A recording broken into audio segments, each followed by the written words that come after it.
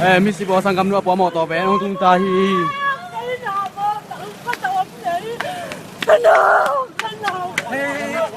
con tuột đó là không lột cái bẻ mỏi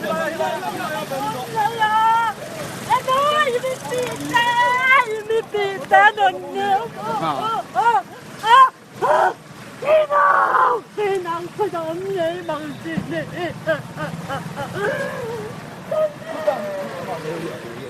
hiểu mà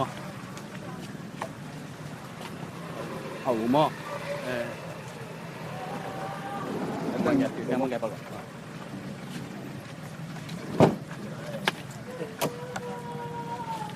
chúng tôi đã đến tăng dừa cái nông sản nhà thì sản phẩm một dạng ngay đó thì opa thì không mặc phải là ôi bằng mắm sẵn thì tôi nông tung tay nên ta vô lệ live one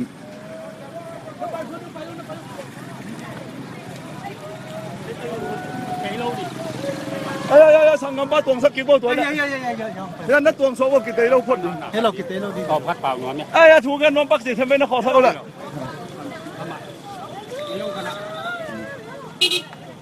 thế là nó cũng vậy á bù lăng tập hiệu bác ơi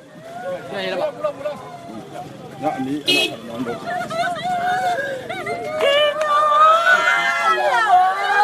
hey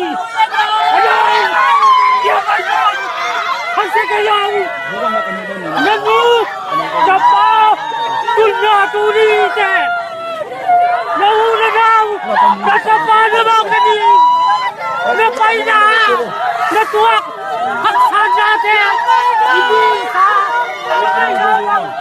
tu bay tu ba tiếng cái gì luôn có gì không được nó qua nó tụi yêu nhau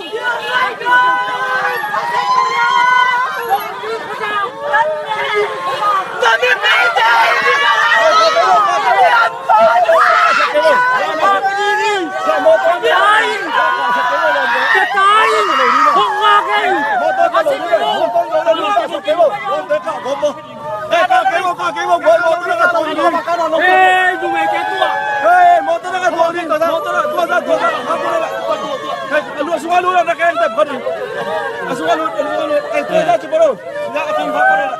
đây tôi đang hồn thác rồi.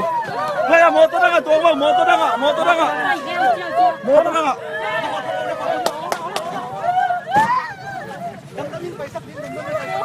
Nó có con bao này đâu à? Khana này. Quá vui su to mà lộ nó. Mai hôm nay tôi bắt tôi in giang công việc tham luận giang công ăn gì thế chết vậy là mi pi đây mai hôm nay tôi chiang nông tụt pi manin lung đam in namin công khát đuổi hi ipanin kama ba nam khen yo nam man ki thọ pi lai ta in ada ka pi pi to te nam man chu phang piak sak ta in lung đam ko ni sumin suang in kom mai ka ai dai khen yo song nang ma ku song kong a bui kong piak u to ba pasian amen Có giờ cái nào đi.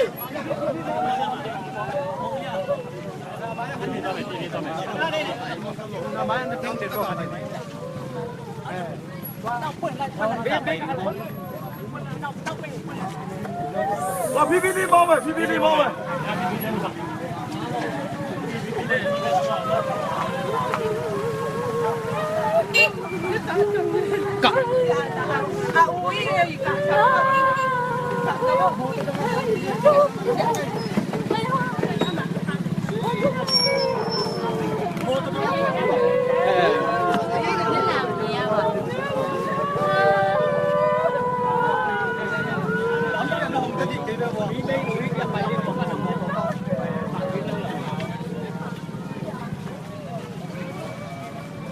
Em bị đây.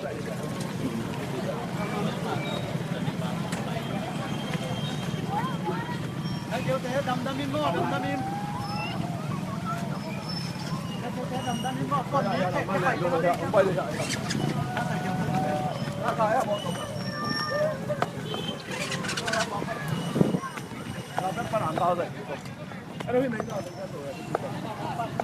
Anh không tăng gì đây. Nó vẫn gì